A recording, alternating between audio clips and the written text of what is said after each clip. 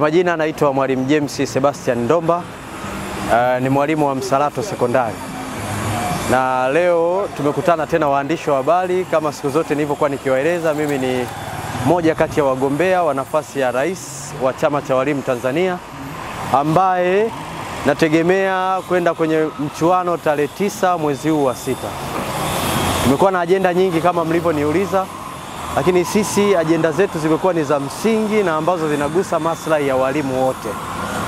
Na kila siku tumekuwa tukikutana naelezea na kugusia hizi ajenda ni namna gani tunazihimiza na tunazielezea ili kuonyesha zitakavyobadilisha chama cha walimu, lakini zitakavyobadilisha pia uendeshaji wa chama cha walimu. Na siku ya leo mlionikuta hapa ndagusia pia ajenda kama 2 kati ya ajenda zote tulizonazo.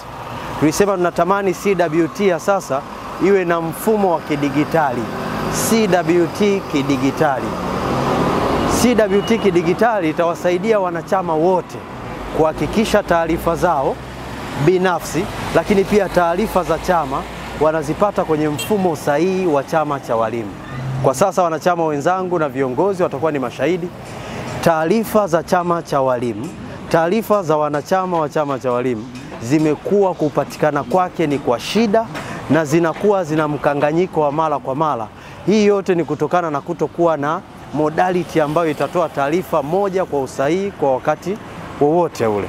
Kwa sasa hii CWT kidigitali, hii ndio itatumika kuhakikisha mwanachama taarifa zake ziko pale za ada, taarifa za wanachama wake, taarifa za chama na taarifa nyingine zote. Lakini mbali na hiyo CWT kidigitali, kwa nini tunatamani kuja kuianzisha hiyo?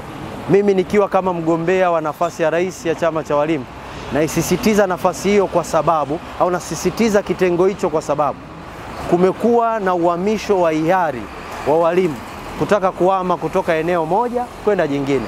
Kwa mfano, mwalimu anataka ahame kutoka Mtwara aje Dodoma, au anataka ahame kutoka Mwanza aende Songea. Uhamisho huu wa hiari walimu wamekuwa wakitumia mbao za halmashauri, wametumia na mitandao ya kijamii kama Facebook, sehemu ambazo si sahihi kuweka taarifa zetu kama watumishi.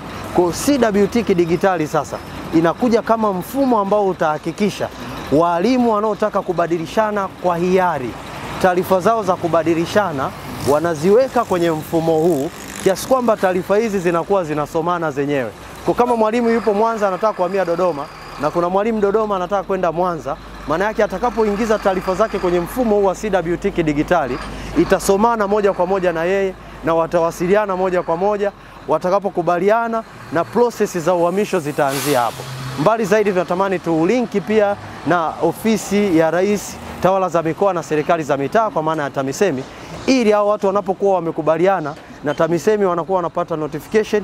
Kwa hiyo na wao inakuwa ni rahisi kuaccept na kuhakikisha huo uhamisho unatoka kwa wakati.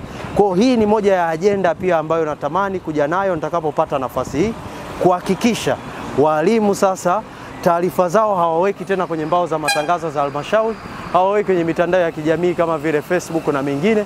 Wanakuwa na platform sahihi ambayo pia itakuwa na usiri wa taarifa zao, lakini itakuwa na usalama wa taarifa zao, na itafanya sekta yetu au idara yetu ya elimu kuendelea kuwa na heshima, na chama chetu cha walimu kuendelea kuwa ni msaada kwa wanachama wake na walimu ambao watavutiwa, na hata wale waliotoka kuwafanya warudi pia kutokana na kazi zinazofanywa na hiki chama cha walimu.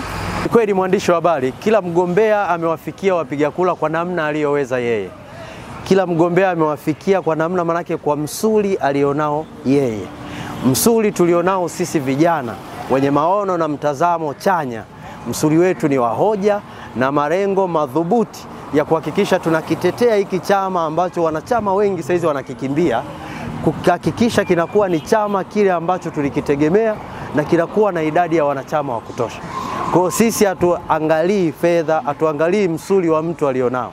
Tunaangalia msuli wa mawazo anayoyaleta kuhakikisha tunakijenga hiki chama na tunakinusuru hiki chama. Kwa msuli wangu mwandishi wa habari ni hoja, ni ajenda na uwezo wa kwenda kuzisimamia na kushawishi viongozi wenzangu kuzipeleka katika kuzitekeleza, na walimu wakanufaika na kukifurahia chama chao. Nawashukuru sana.